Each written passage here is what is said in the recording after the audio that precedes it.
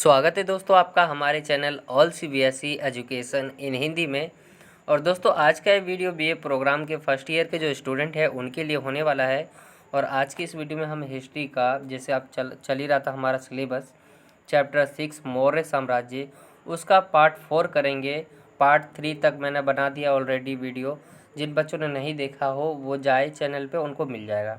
तो आज का जो हमारा टॉपिक है वो है आपका चंद्रगुप्त मौर्य का जो आरंभिक जीवन है उसके बारे में हम डिस्कस करेंगे कि कैसा था आरंभिक जीवन। और ये है जो आपका पार्ट 4 है। तो वीडियो को अंत तक देखो। और ये टॉपिक बहुत इम्पोर्टेंट टॉपिक है। बहुत बार जो है इसके संबंधित जो क्वेश्चन है वो पूछे जाते हैं। तो पूरा वीडियो देखे बिना स्किप किए हुए, एक ही वीडियो में आपका ये टॉपिक क्लियर हो जाएगा। तो आगे चलते हैं। आपके टॉपिक है चंद्रगुप्त मौर्य का आरंभिक जीवन। तो स्टार्ट करते हैं। चंद्रगुप्त की जन्म तिथि का सही पता नहीं हो पाया है।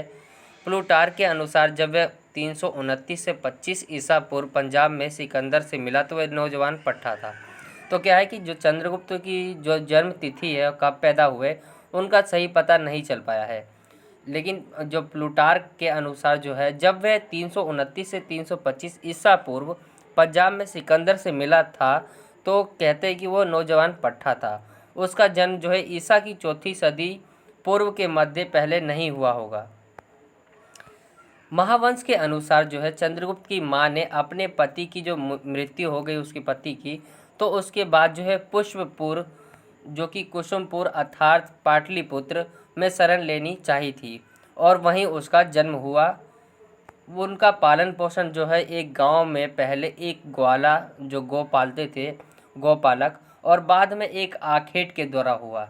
तो क्या है कि इनके जन्म को लेकर बताया गया है कि हो सकता है, या ऐसा कहते हैं कि जब इसकी माँ थी, चंद्रगुप्त मौर्य की जो माँ थी, उनके पति की जो मृत्यु हो जाती है तो उसके बाद वह पुष्पपुर यानी कि कुसुमपुर और पाटलिपुत्र में उन्होंने शरण ले ली। और वहीं पर क्या है कि चंद्रगुप्त जो मौर्य है उसका जन्म हुआ। और उसका पालन जो पोषण है एक गांव में पहले एक ग्वाला के पास होता है जो गाय पालते हैं, फिर बाद में एक आखेट जो है वो पालते हैं उसे। बचपन से ही उसमें होनहार के लक्षण दिखने लगे। जब वे अपने साथियों के साथ राजा की भूमिका अदा करते थे, यानी जब वे अपने साथ दोस्तों के साथ खेल खेलते थे राजा रानी का, तो वह हमेशा राजा की भूमिका निभाते थे और क्या है कि वह उन पर छा जाते थे। आगे देखते हैं। अब इसमें लिखा है, फिर जो मैंने बताया आपको बचपन से उनमें क्या है कि होनहार छात्र के जो होनहार लक्षण थे उनके अंदर, और वह अपने साथियों के साथ जो है राजा की जो भूमिका निभाते थे और उसमें वह क्या है कि अपने दोस्तों में छा जाते थे राजा की जब वह भूमिका निभाते थे। तो इसी से क्या है कि चाणक्य अर्थात जो कौटिल्य है वह उस गांव से गुजर रहा होता है और उसका ध्यान जो है उसकी तरफ आकृष्ट होता है, यानी आकर्षित होता है चंद्रगुप्त मौर्य की तरफ चाणक्य का ध्यान। और फिर वह जो है जो चंद्रगुप्त मौर्य है उसको जो है वह अपने साथ जो है तक्षशिला जो है ले जाता है। इस नए परामर्शदाता एवं मार्गदर्शक ने उसे जीवन में आगे बढ़ने और लक्ष्य हासिल करने के गुण सिखलाए। उन्होंने कई सारी, जो कौटिल्य है उन्होंने चंद्रगुप्त मौर्य को कई चीज़ें सिखलाई। उन्होंने लक्ष्य को हासिल करने का तरीका समझाया, आगे बढ़े कैसे, उसके बारे में बहुत सारी चीज़ें उनको सिखलाई चंद्रगुप्त मौर्य को। इनमें अन्य बातों के अतिरिक्त सबसे महत्वपूर्ण उद्देश्य था नंद राजा, जिसने चाणक्य को अपमानित किया था। नंद राजा जो चाणक्य था वह नंद राजा के मतलब नंद राजाओं ने क्या है कि चाणक्य को अपमान किया था, उनका अपमान किया था। तो उसी का बदला लेने के लिए वह एक ऐसे राजा की तलाश कर रहे थे, एक ऐसे वीर की तलाश कर रहे थे जो नंद राजाओं को हरा सके। तो उसी लिए वह जो है चाणक्य जो है चंद्रगुप्त मौर्य को धीरे धीरे जो है नंद राजाओं से लड़ने के लिए तैयार करता है और उसके अत्याचार और घृणित शासन से देश को हर हाल में मुक्त करना। चाणक्य का मकसद होता है कि नंद राजाओं का जो अपमान किया था नंद राजाओं ने चाणक्य का, और उसका अपमान का बदला लेना और जो है देश को क्या है कि घृणित शासन से देश को मुक्त कराना। नंदों का प्रभुत्व उनके कुल के कारण तो अवैध और अधार्मिक माना ही जाता है। यानी नंदों का जब प्रभुत्व था, उनका उनका कुल के कारण जो है और अवैध व अधार्मिक माना जाता था। उसके शासकों की दुष्टता, पूर्ण प्रवृत्ति और प्रजाजन से बलपूर्वक कर वसूली के कारण भी लोग उसे घृणा की दृष्टि से देखते थे। तो क्या है कि नंद जो राजाई थे, नंद राजाओं को जो है क्या है कि बहुत नापसंद किया जाता था वहाँ के लोगों द्वारा, क्योंकि क्या है कि वह कर लेने के लिए जो है बलपूर्वक जो है कर वसूली किया करते थे। अगर ऐसे कर नहीं देंगे तो वो बलपूर्वक जो है कर लिया करते थे, और लोग भी क्या है उससे बहुत ज़्यादा घृणा करते थे, घृणा की दृष्टि से देखते थे। नाजायज ढंग से नंदों द्वारा धन संग्रह लोकोक्ति का रूप ले चुका था। बहुत नाजायज ढंग से क्या है कि वह धन जो है संग्रह करते थे। इसकी कुख्याति दक्षिण में तमिल प्रदेश तक फैल चुकी थी। मतलब जो नंद राजा थे, उनकी जो पूरा का पूरा प्रभाव था वो दक्षिण में तमिल प्रदेश तक फैल चुकी थी। पंजाब और उत्तर पश्चिम भारत सिकंदर के सामने जो है घुटने टेक चुके थे। उसके प्रतिनिधि शासकों द्वारा इन क्षेत्रों का लगातार दोहन हो रहा था। चंद्रगुप्त के सामने दोहरे लक्ष्य थे। जो चंद्रगुप्त था उसके सामने दो लक्ष्य थे। एक तो उसे देश को क्या है कि विदेशी प्रभुत्व से मुक्त कराना था, और साथ ही साथ नंदों के दमनात्मक शासन का अंत करना था।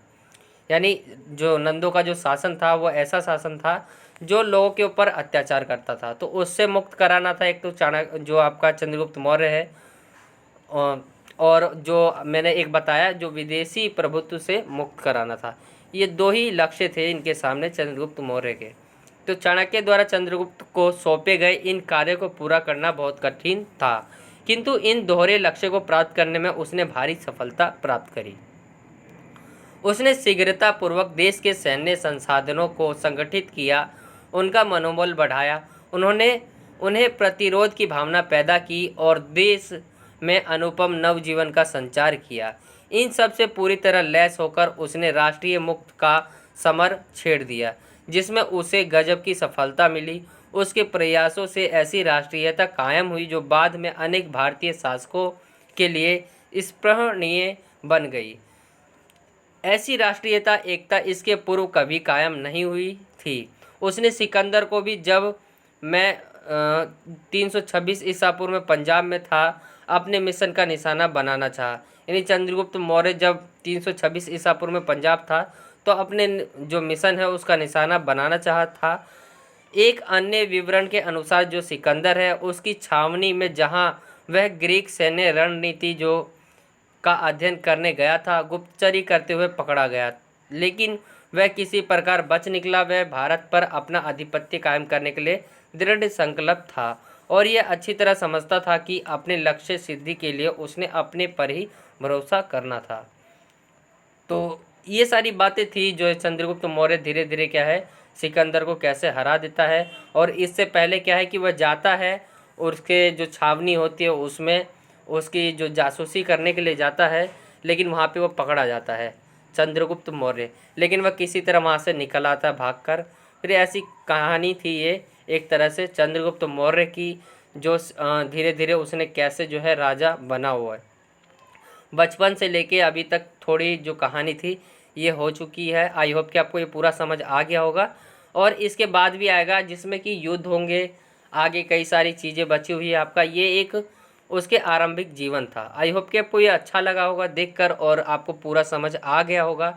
मैंने इजी लैंग्वेज में लिखा है और टाइम जो है बहुत कम है हमारे पास, इसीलिए क्या है कि मैं टाइप करके ही आपको बता पा रहा हूँ। लिखने में बहुत ज़्यादा परेशानी हो रही थी, तो इसीलिए ऐसी वीडियो आएंगी अब से।